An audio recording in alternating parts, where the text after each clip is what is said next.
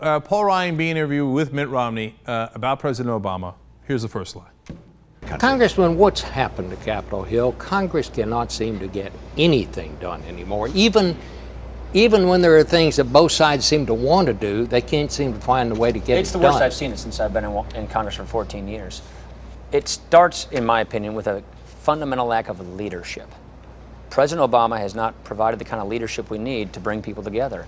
Oh, come on, man. You're telling me you weren't part of the meetings where the Republicans said, we're going to fight everything this guy says.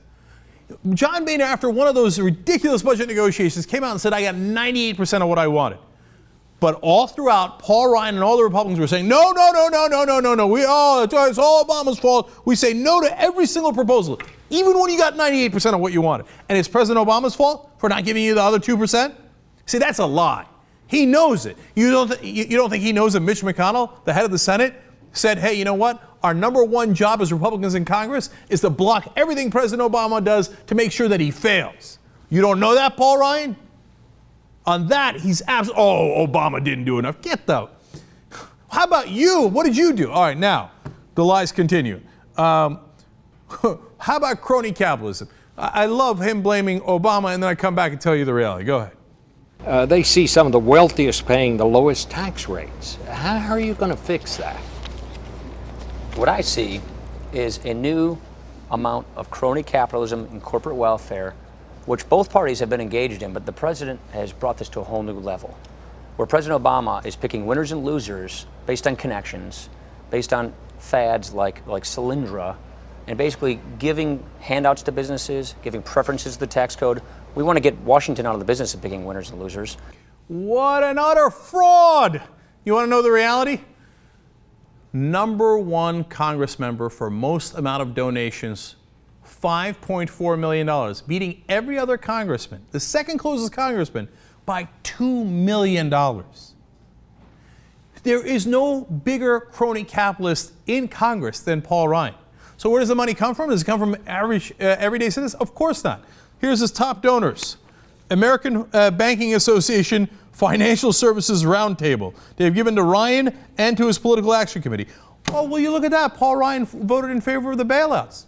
And now he votes against regulating banks at all so they can go back to taking the same risks that get bailed out by the American taxpayer. What a wild coincidence that it turns out Paul Ryan has given the banks everything they wanted after getting the most amount of donations from the banks. You're talking about crony capitalism? We're talking about crony capitalism. Paul Ryan is making that complaint about President Obama? We're not done yet. Insurance employees and their families have given $815,328 to Ryan's elections efforts over his career, more than even the banking industry. In fact, number one industry for him. Northwestern Mutual Life Insurance Company is his number one donor, single company that has given him the most, $89,000. And the list of insurance companies goes on and on. What has he done for them? He voted to say, we cannot negotiate drug prices with these same insurance companies. We, as the United States government, must pay whatever they tell us to pay. What a wild coincidence. He gets the most amount of money from insurance companies and bankers, and he gives insurance companies and bankers exactly and everything they want, and then turns around, this giant hypocrite, and criticizes President Obama for crony capitalism. You are the master of crony capitalism. You liar, you fraud. He can maybe pretend that his budget is necessary, otherwise Medicaid and Medicare and Social Security are all going to go bankrupt. Even that I have a hard time believing. But he can't pretend that he doesn't take this money and do exactly what the bankers and the insurance companies want him to do.